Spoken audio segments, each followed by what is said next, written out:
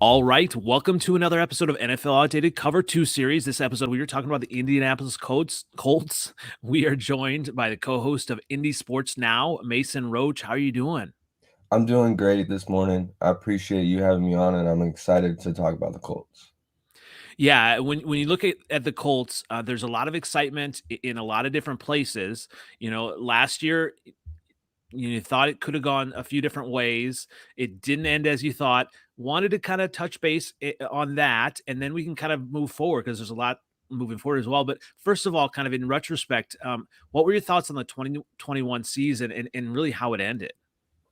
Honestly, I wasn't too surprised. I was more disappointed in how not only Wentz performed, but the defense. I feel like the defense was subpar the last two games, and Kenny Moore gave up a big touchdown to Renfro that put the game away against the Raiders. But obviously, it's not all the defense's fault. Carson Wentz missed a huge throw against T.Y. Hilton that definitely could have changed the game. But besides losing the Raiders game, the season ends on Jacksonville. And, the Colts have not won there since 2015, I believe. So it had been a long time. And we had just expected, or as a fan, I had expected them to roll Jacksonville because of it being Jacksonville. And they obviously didn't. They played down below Jacksonville standards. Carson Wentz had a 4.4 quarterback rating. The writing was on the wall. And, you know, it's extremely sad to see a team that had so much potential fizzle out right when we needed them most. Yeah, and I think everybody was surprised by that. I mean, as Colt fans, I mean, you had to be just I don't know, was if devastation was a word. I didn't know like how much promise you thought if when they got in the playoffs, how deep it could get. I mean, were you devastated? Was it just kind of like, okay, this is kind of the way the season was going to go, and let's move on. I think it was more devastation just because I can only speak for myself, but I had total belief that we were going to make the playoffs with Wentz or not. Obviously, I didn't think we were going to go to the AFC Championship or anything, but just to get in there with Wentz and how the offense was going, I felt like we had a lot of momentum, and if we would have got into the playoffs, it would have been really hard for teams to stop Jonathan Taylor the way he had been producing behind our offensive line. And it just goes down to show you like how important Carson Wentz was to how the Colts played. He performed well compared to his last seasons in Philadelphia, and he improved his stats greatly. But even though on the stat sheet he had 27 touchdowns, 7 interceptions, 62.5 completion percentage, whatever it may be, and he improved drastically, he still made some really bonehead decisions that led to the Colts, ultimately not being in the playoffs. Whether it be his 2 minutes and change of left-handed passes that you see throughout the whole entire year, or the fact that he would routinely miss checkdowns to open players like Jonathan Taylor and Mo Alley Cox, which is something that would have helped us dramatically in game-winning situations. You have somebody open 5, 10 yards down the field, but Wentz decides to throw it into double coverage, triple coverage. Example one, the Titans game where Kevin Byard picks it off. Very, very important possession. Very terrible throw. Very stupid decision make. So it just goes to show you that the Colts brass was kind of off on Carson Wentz for about the last month of the season. I don't know if you've caught it, but when he interviewed, um, I don't know, Mike, the guy that runs the PFF podcast, I think, Hmm. he interviewed with him, and he basically said that they kind of phased about Wentz out the last month the season after just realizing that it really wasn't going to work, and whether they made the playoffs or not, they were still going to have extensive talks about getting rid of Wentz, and that just shows you that if the general manager and the head coach and the owner are on the same position wavelength without the season even ending, then you know that they're going to own up to their mistake, and that's exactly what they did with getting Matt Ryan. Yeah, I mean, some quarterbacks just don't, have it. And, Wentz, for all of his talent, when that 1 year with the Eagles, and then now, then, last year going to the Colts, he did in stretches play well. But yeah, I mean, you can tell whether a quarterback is going to be average or they have it to kind of get a team over the hump. And obviously, when you have the front offices and they're evaluating, they can see how a player leads a team, and they're going to say all the right things and try to keep it close to the vest. But that's pretty telling. Yeah, if they were phasing him out already, the writing was already on the wall. Yeah, and it really didn't work well in my opinion, noticing how the dysfunction that was created as soon as the season ended.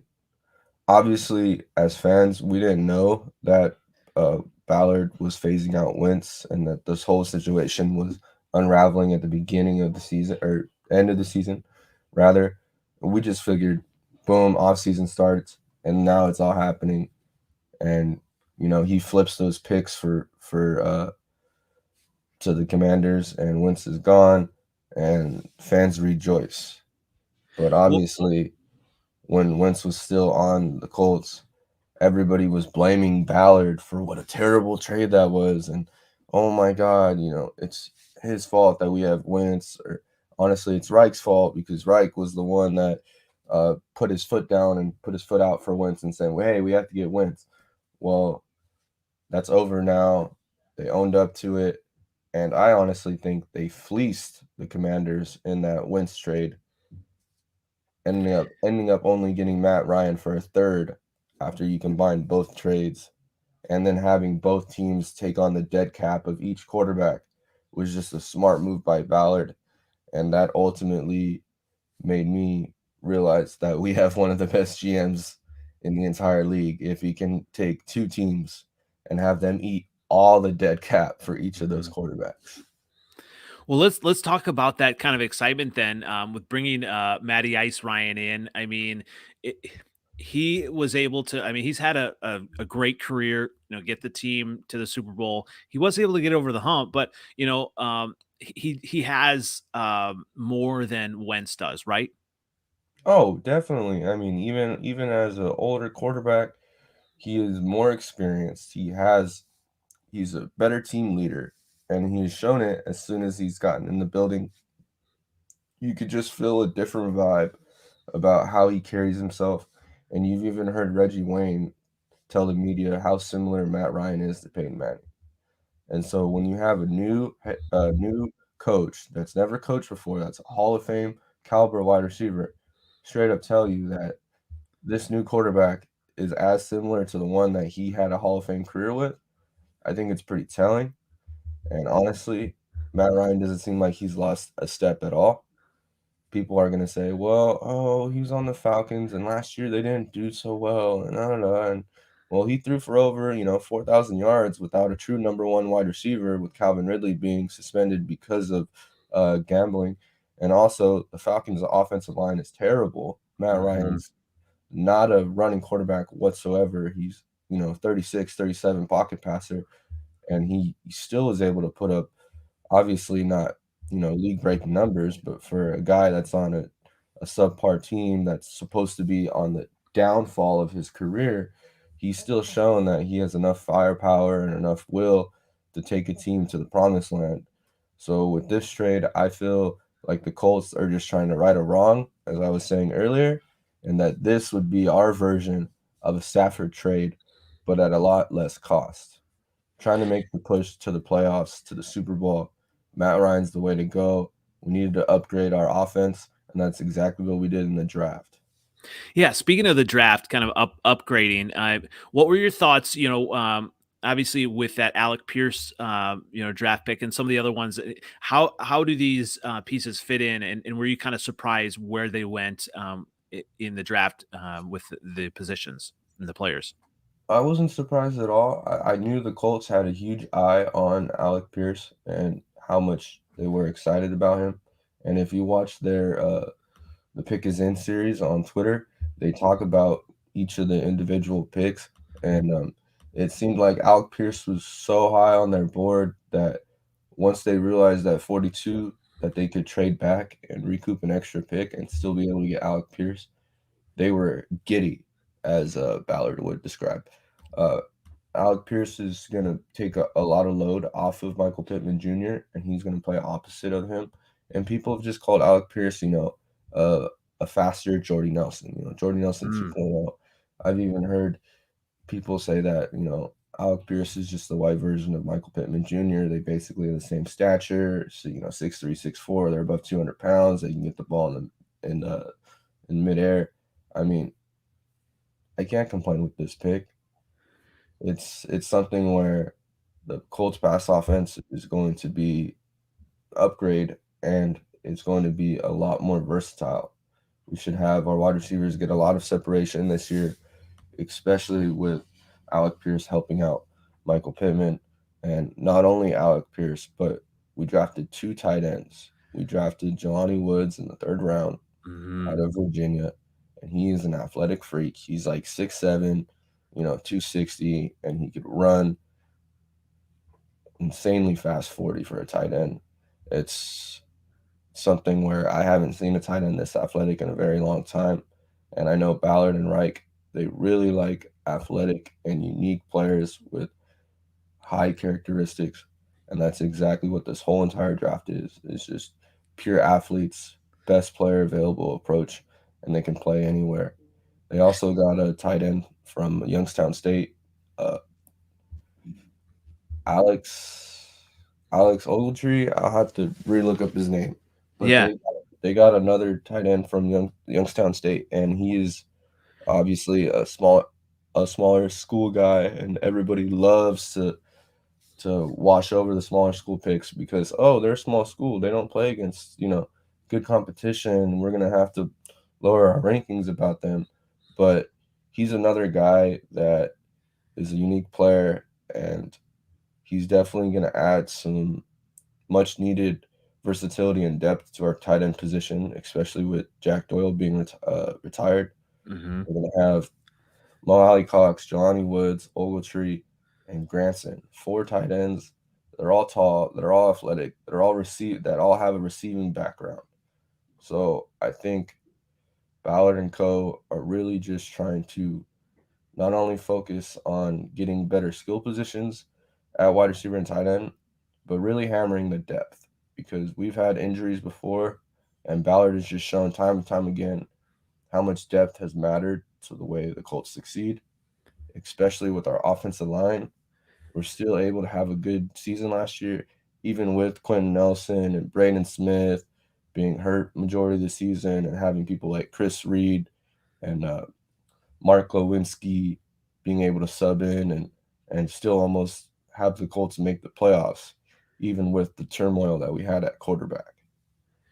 Yeah, and you look at, some of these other picks like, was it Bernard Raymond? That should be a good pick as well on the line, to pair with, Quentin Nelson. I don't know if, Raymond's gonna, push Matt Pryor at all on the line, but, that line,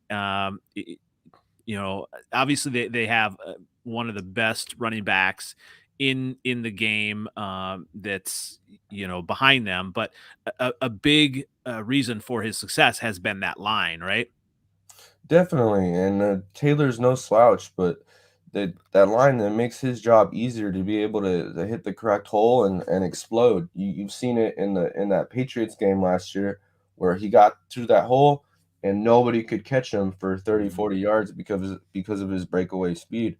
And I think getting Rainman in the 3rd round and signing Ryan Vandemark to UDFA contract and a couple other interior linemen, like a guy from SMU, Bo Morris, a guy from Marshall, Alex Moletti. Ballard is trying his best to get a lot of depth in the offensive line since not re-signing Sam Tevi, Eric Fisher, and then we lost Mark Lewinsky, we lost Chris Reed, we lost Julian Davenport. So we lost 5 depth offensive tackles and offensive guards during this offseason. So I would expect Rainman to obviously participate in a potential starting role against Pryor. But if Raymond doesn't get it, Pryor's going to be the starter, or else Ballard wouldn't have re-signed him to the deal that he did.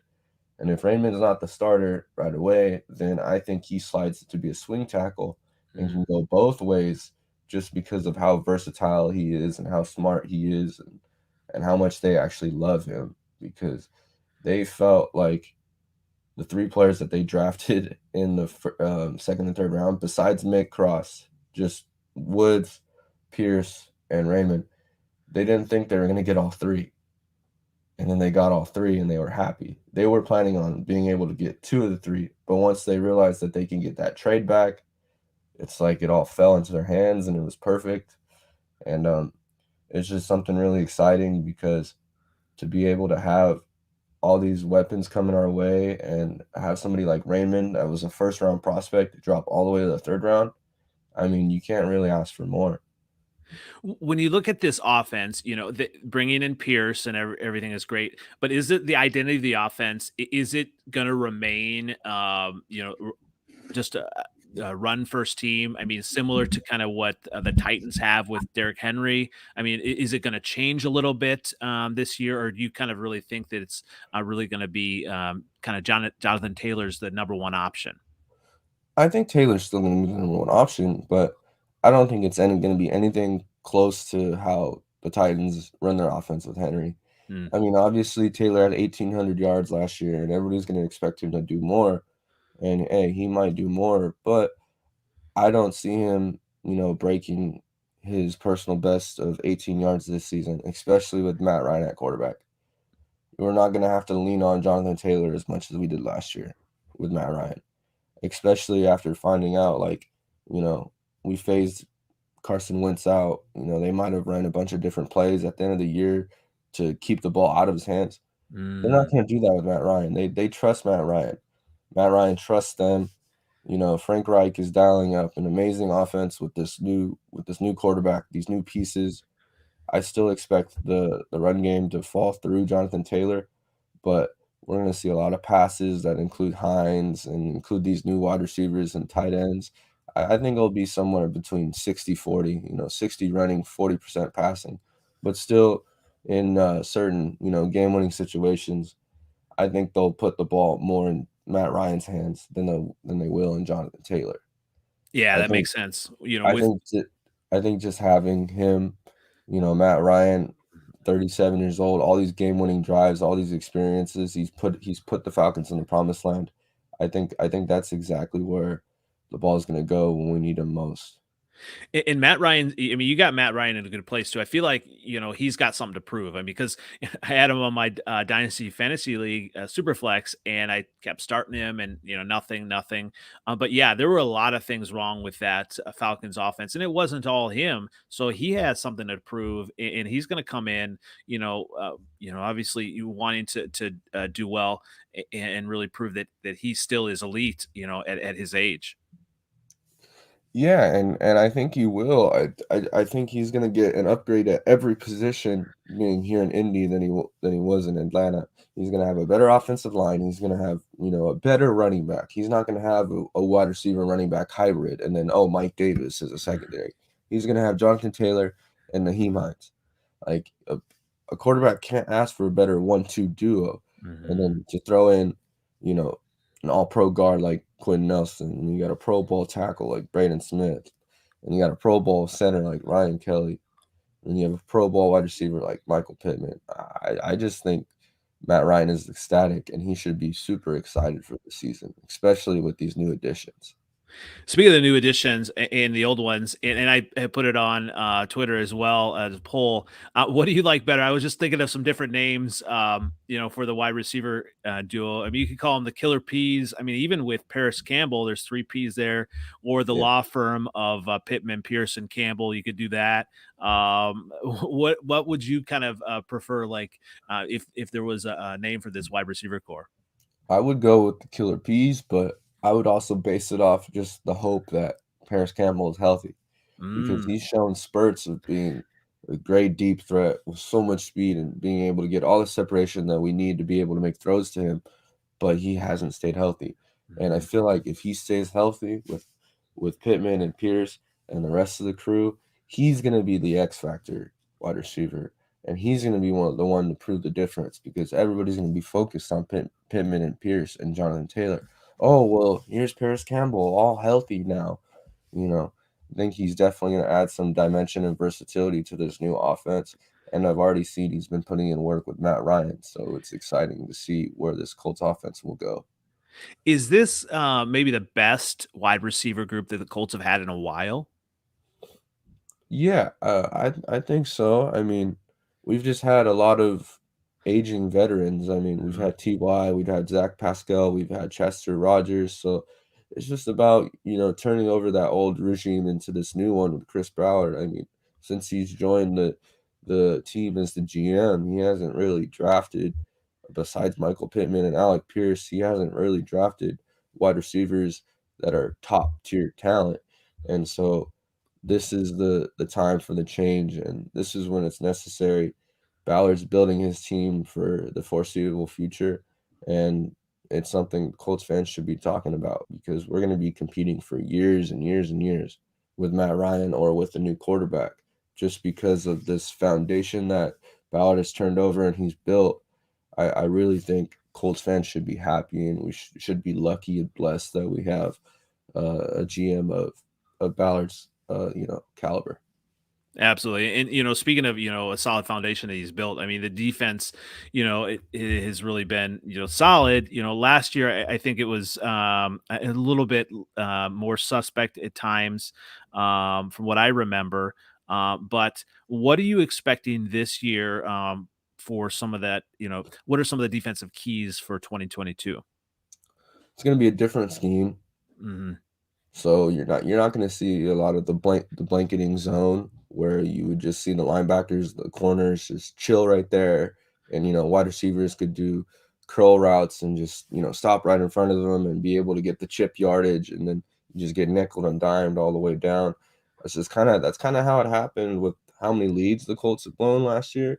It's just because yeah they played menacing defense for the first three quarters and they led the league in turnovers and they punched you in the mouth, but in the fourth quarter, they just sat still and they're like, "Okay, we're not gonna pressure you. We're gonna let you get everything in front of you."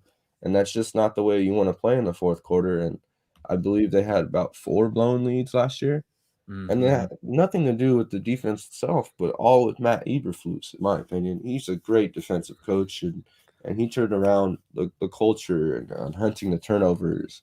Like, I don't know if you watched the Hard Knocks for the Colts last year, but that was a good piece of work just to see how their environment is and exactly how Eberflus really, brought the defense together. But I think with Gus Bradley, it's going to be a different scheme. And he brought over his defensive backs coach from the Raiders. We traded for Yannick Ngakoue. We signed Stephen Gilmore. We signed Rodney McLeod. We drafted Rodney Thomas. We drafted Nick Cross. We signed Sterling Weatherford. I mean, they got some nice talent in this draft. They're thinking about moving Rodney Thomas to corner, and he was a safety at Yale. And then Sterling Weatherford at Miami of Ohio, he's a safety, but he could play linebacker.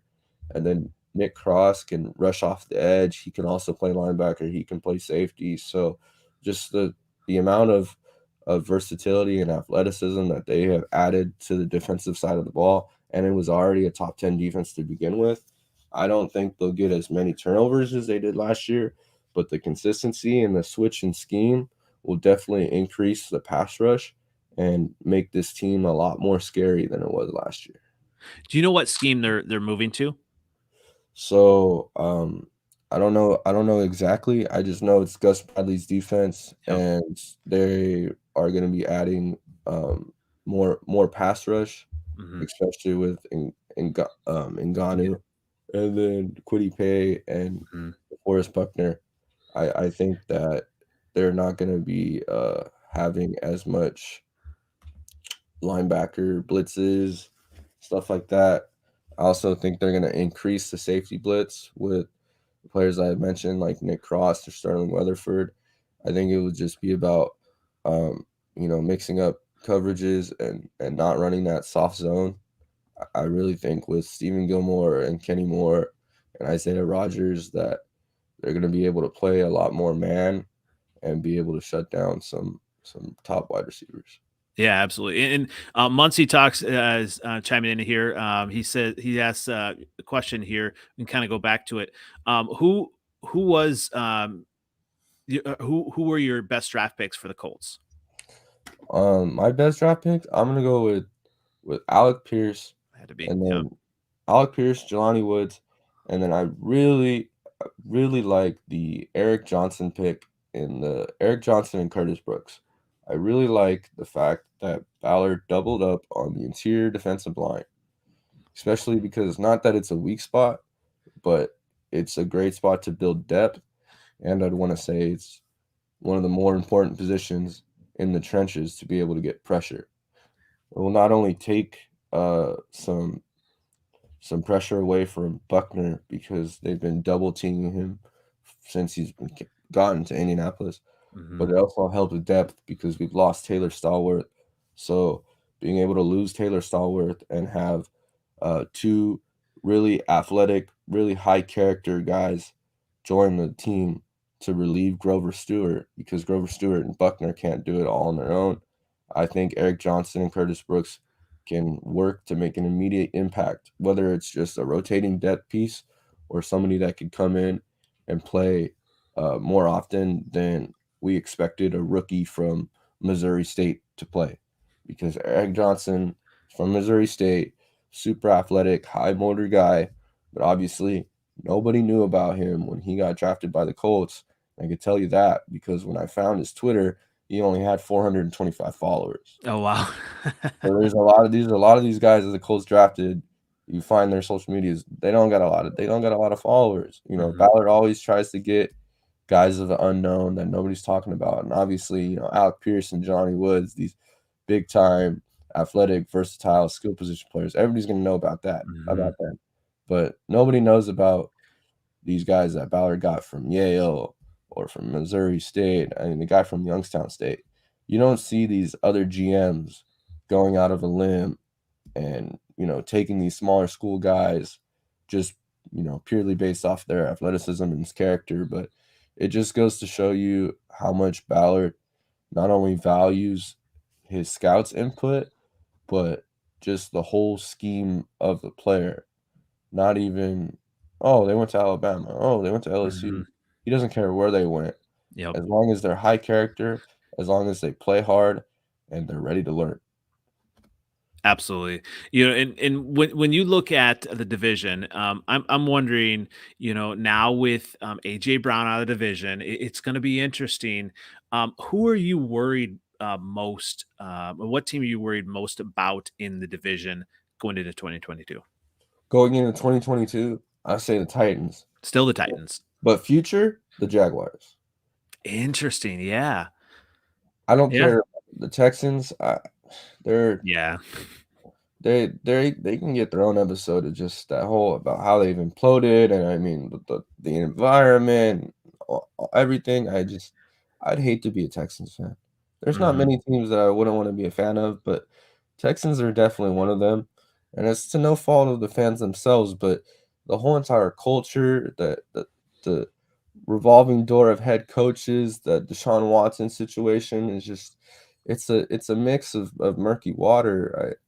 They they not that they didn't draft well, but they needed every single position, and they got Derek Stingley Jr., but they made a couple of questionable trades, in my opinion, in a draft that was filled with talent from rounds 1 through 3. And Tennessee, they got Malik Willis. Really don't know how to sit with that pick because I didn't expect him to go there. Hmm. Like, I feel like that's one of the worst spots for him to go to in Really? terms Why is that? Yeah. in terms of a quarterback developing. Well, as you've Mm. seen the comments with Ryan Tannehill, it's not my job to mentor him, but if he learns from me, great. I mean, that's not somebody that's welcoming you with open arms. Of course, Tannehill's not supposed to be the nicest person and like, "Oh my god, I'm gonna help you," da, da, da. But coming in as a rookie, you wanna come into, like, a loving environment, somewhere where you know you're gonna grow and blossom, whether you're gonna be the starter or you're gonna be like Aaron Rodgers and sit behind Brett Favre for 3 years. You wanna feel like you're gonna be able to improve and be able to give yourself the best to the team to be able to help them win, and I just don't see Malik Willis growing into a quarterback that will help Tennessee win just because of not only them being so heavy run oriented, but because it doesn't seem like an environment where Malik Willis will ultimately learn what he needs to learn from somebody like Ryan Tannehill. If Ryan Tannehill is going to go out there and say, "Oh, you got to learn on your own, bud. I'm not going to mentor you." Well, yeah, in the wide receivers they have, without Brown, I mean, now they're going to have, Traylon Burks coming in. He's talented, yes, but he's a rookie. He's going to have, learning curve as well, right? Yeah, I think so too. And they compared Burks to AJ Brown. Hmm. So it's kind of funny, Oh, we traded AJ Brown, but then you just drafted an AJ Brown Jr., but at a lesser skill level. But yeah, I just think Malik Willis getting drafted to a team that's still going to give the ball to Derrick Henry for about another 3 or 4 years doesn't really help his cause of being a dual threat quarterback who needs the experience, who needs a playbook that Mm, helps him. I really think that if Malik Willis wanted to go or wanted to be the best quarterback in his situation, he would have gone to a team, for example, like the Rams. Okay. Imagine interesting. him, because he got picked like picked 86th. Imagine the Rams trading up 20 spots to pick him, and he sits under Stafford for like 3 years until Stafford's done, and then boom, he gets thrust into the spotlight. I feel like getting him a situation where he is able to be the quarterback that he needs to be with his insane arm strength, with his insane athleticism, because he has all these tools, but Hmm. it's the mental game, it's the IQ. Like, why not study under one of the best quarterbacks in the league who will welcome you with opening arms? Because the Rams have already won a Super Bowl. They're already successful. They're not, Matt Ryan's not going to be salty like Ryan Tannehill, like, oh, my job's about to get taken. Because that's kind of the vibe that I got from that Ryan Tannehill tidbit was he was kind of mad that the Willis got drafted by the Titans. And I know general managers aren't supposed to, tell all their players what picks are happening. But I mean, Ron Rivera told Carson Wentz that they were getting a quarterback, Hmm. and Wentz wasn't mad about it. So I think it's just that transparency, that honesty between, coach and player, and I think that's something that ticked off Tannehill. And yeah, if I were a future player, I wouldn't want to go to a team where the person ahead of me is kind of angry that I'm there. Yeah. Well, and when you look at this division, I mean, are you ready to say that the Colts are going to win it this year? Oh yeah, most definitely. I'm Hmm. not trying to be cocky. I'm not gonna say they're gonna win it by a couple games. I think they're gonna get 10 or 11 wins, and they're gonna squeak it out. Honestly, it just comes down to beating Jacksonville both games because I know they can beat the Tennessee both games, Say and that one more time because it sounds so weird. it sounds terrible. I know It it come sounds it comes confusing that down to yeah. to beating Jacksonville. It sounds confusing that the Colts season comes down to beating a team that has averaged, 2 wins over the last 3 seasons, and they've been the most atrocious team across the board, and as much as a dumpster fire last year as uh, the Texans with, Urban Meyer and that whole debacle. But the reason I say that is just because they've had our number in Jacksonville, and I don't know why. Mhm, We can mollywop them at home, beat them by mhm, 20, beat them by 30, but we get into Jacksonville and it's like all hell breaks loose. It shuts down, and the Colts forget how to play football. mhm. And that's not gonna fly. And whether that happens at week 1 or week 17, that game can end up costing us the season, and that's exactly what happened last year. They didn't take care of business before Jacksonville, and the game that everybody thought the Colts had the easiest chance to win is the one that they blew. And I think that's about getting too comfortable and not having your gas on the foot pedal. And that's that's exactly what happened last year. They got too comfortable. They just sat back when it was right there in front of them. All they had to do was just put a little bit more pedal to the metal, and they would have pushed through. They would have gotten to the playoffs. But they got too comfortable, they got too lax, and that's just something that the Colts can't do this year. The sense of urgency, it needs to be turned up. Yeah, when you look at a young, hungry team like the Jaguars, and with everybody they picked up, and with Trevor Lawrence, that will be an interesting team to watch. It just sounds so weird, but you know, hopefully they're starting to make good moves. When they hired Urban Meyer, I just, it just, I don't know what they were thinking. So hopefully they can, I mean, for their fans, they can kind of make positive moves this season as well. But I really do see it with the Colts. I mean, Tennessee, I mean, they didn't want to pay AJ Brown, but they're going to find out how important he was in that offense. And I think they might take a step back. I mean, the defense, I think is going to be solid, but they're really going to need something, that wide receiver. I mean, you saw it when both AJ Brown and Julio were out. I mean, they had like people off the couch, and it made a difference in the offense.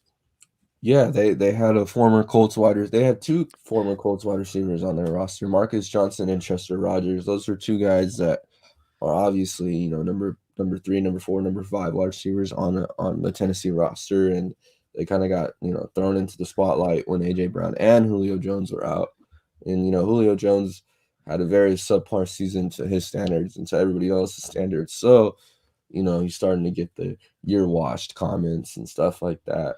And especially with AJ Brown leaving, I just don't know. I just think it's going to be here, Derrick Henry. Here's another 35 carries. Like, I really think that's obviously 35 is a little excessive, but when he averages between, 25 to 30 a game to begin with, it's kind of hard to just not give him the ball, especially with you losing a Pro Bowl wide receiver and trading him because you couldn't come to terms with the contract extension. When you look at the Colts and the Titans, they're interesting. They almost mirror each other, right? But the Colts are a little bit further behind on some things. I mean, the Colts have a stud running back, and the Titans have had a stud running back for a while. You look at it, yes, Derrick Henry is been getting so many carries, and I mean, I wonder, like as a Colts fan, if you kind of worry that Jonathan Taylor will kind of morph into that. They just lean on him so much that they kind of run him into the ground and get injured. And so maybe, as you talked about, maybe them going away from a little bit with Matt Ryan, maybe that's a really good thing for this offense. No, and definitely. I mean, as much as I would love to see Jonathan Taylor get a Henry workload just to see what he can produce, it's not realistic. It's not ethical because it gives him a higher chance of getting injured, and we don't want our franchise stalwart to get injured like that. Simply because I mean, running back is a short shelf life, and if you have a running back like Jonathan Taylor, you want to maximize him as much as you can, and to be able to do that, you need to include more receptions by Naheem Hines. You need to include more passing downs for Jonathan Taylor himself. And I mean, I think that's another reason why he was so good last year is because he was able to catch out of the backfield, even with Wentz not throwing him the ball. If we had Matt Ryan throw Taylor the ball, I assume he would have had at least a couple more touchdowns, 200, 300 more receiving yards because he was always open in the check down. You get Taylor the ball in space, and it's game over. Mm-hmm. You can't do that with Derrick Henry. Derrick Henry doesn't catch the ball. Derrick Henry doesn't catch the ball in the flat. That's another Point. reason why he's so one-dimensional is because they don't use him in the passing game. That's why they always use Evans or their Mm-hmm. third string running back, somebody that's a change of pace. The fact that Taylor's able to be versatile, able to be a two-way running back with still being so good and being able to have a breakaway speed and break tackles. It's very valuable because it opens up the offense and it honestly saves him and his shelf life because we know that he doesn't need to run the ball every time. It's more so, okay, we're going to run the ball because we need the first down now. And our best way to get a first down now is to give the ball to our best player. Absolutely. And I didn't want to end this without talking about uh, I am a Bears fan, so I wanted to get your thoughts on some of the coaching changes for the Colts. But first of all, what are the Bears getting in Matt Eberflus? They're getting a really good leader who knows how to change the culture. And I mean, he changes the culture of this defense as soon as he joined. And it's shown these last 2 years, we're able to produce a lot of turnovers and we're able to make a lot of noise with Darius Leonard and Bobby Okereke. And our defensive backs. But the thing with Matt Eberflus is, as much as a good coach he is, and he's able to change the culture, and he's able to bring in a whole bunch of different players and to overlap the new regime. I really think it's just going to come down to your guys' pass rush. I mean, he traded Khalil Mack and he signed uh, Muhammad from us. And Muhammad's not bad, but he's not necessarily a game-changing defensive end. I think he had about 4 or 5 sacks for us last year. So I think Eberflus is just going with comfortability in his first year, Mhm. and I see a lot of improvement coming your guys' way with Justin Fields and you guys increasing your offensive line and getting him new weapons. I'm excited to see the kind of offense that Justin Fields is under through Eberflus's eye, even though Eberflus isn't partially calling the offense, but the fact that he's letting his offensive coordinator call the Mhm. offense, which Matt Nagy wouldn't do last year, Yep. is Yep. a big difference. Like, I Huge. think Eberflus just knowing where he stands as a head coach and letting everybody do the jobs that they need to do and not do too much is probably one of the best things a head coach can do. Because as you've seen with Matt Nagy, if a head coach tries to do too much, the environment, the whole vibe, everybody hates it, and Mhm. you've seen it. And I know as a Bears fan, it's probably pretty depressing watching Nagy just run the train into the ground, and you don't want to see your head coach do that again. And W Yeah, and the most depressing part was that the owners weren't doing anything. Obviously you have general managers and owners at the Colts, have made positive changes. Are you worried at all about all of the kind of coaching changes for the Colts? Are you happy with some of the replacements? oh, I'm extremely happy with some of the replacements we've made. I mean, the only thing that I had a problem with was the Wentz situation. That was the only dysfunction that the Colts have shown in the last couple years, besides the Andrew Luck early retirement. But Mhm. besides Andrew Luck's retirement and this Wentz situation, there really hasn't been much turmoil, much question marks surrounding the Colts environment, the Colts coaching staff, things like that. I really think that they made huge changes because we lost, I think, 1 or 2 coaches to the Eagles because Sirianni getting hired over there, and then we lost 1 or 2 coaches to the Bears because of Eberflus getting hired, and Mhm. so I believe it was the linebackers coach, and then we got a new defensive line coach because we fired Brian Baker, and Mhm. so we picked up Nate Ollie, and then we got Miles as the defensive backs coach, and we got Gus Bradley. So it's completely different defensive staff turnover, completely different scheme as I mentioned earlier, and it's just really exciting to see this new vamp of energy and this charisma within the locker room, within the staff. I mean, it's super exciting, and I think everybody thinks that the Colts are gonna go. Obviously not to the Super Bowl, but they're gonna make the playoffs and they're gonna make some noise. Absolutely, and it's exciting time now with Matt Ryan. A lot of positive things this year that you're hoping for. I definitely I appreciate you coming on to talk about them. Where can everyone find you again? So everybody can find me on Twitter at the Mason Roach. Simple, the Mason Roach. And then I'm also the co-host of Indie Sports Now. So if you guys want to follow Indie Sports Now, it's a podcast that covers all indie sports, including the Colts, Pacers, the Hoosiers, the Boilermakers, and even Notre Dame eventually. And I write for the Blue Stable, which is a Colts fan coverage website. So if you want to stay up to date with everything Colts, whether it's from me or any of my colleagues or even the Blue Stable podcast, check us out because we're doing a lot of fun things over there and we're growing every day. So it's definitely just a blessing to be on this show and to be able to share my love for the Colts with everybody. And I can't thank you enough. Absolutely. Well, best of luck with that. And once again, this has been NFL Outdated Coverage 2 series on the Indianapolis Colts, and a lot of great things ahead. Thanks again. Yeah, no problem. Thank you. Have a good rest of your day.